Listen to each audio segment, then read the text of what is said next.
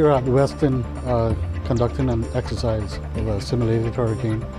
We're close to the start of the hurricane season, and each year we run through a hurricane exercise to familiarize the participants with what is expected of them if we're affected by a hurricane. We do this annually because we have always new players that join, people that tend to need to be reminded of their role. And we do it so that if we're affected by a hurricane, we are as prepared as we can be to respond for the event. It is important to do these things all the time because the population of the Cayman Islands, one, is constantly changing, and two, it is important that people remain cognizant of what can go wrong in a hurricane and what to do. My thoughts on any season is to be prepared.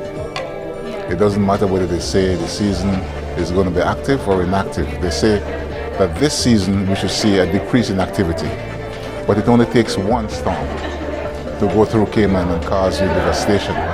Well, in terms of preparation, people should, one, have the supplies to get through a storm for at least 2 days. And secondly, they'll have to know whether they live in a hurricane risk area, whether it's subject to flooding, or is my house strong enough to stand up to a strong wind above 50 knots or so? Is it strong enough? If not, then I'll have to go look for shelter. Things like that, people need to constantly, or around this time really, they should look at that seriously. We're going through the annual National Hurricane Exercise, and we're going to be looking at the hazards management and the various components of the National Hurricane Plan. And we have created a fake hurricane to test the system, and hopefully it will show problems that will show up in the various departments, and hopefully they can fix them.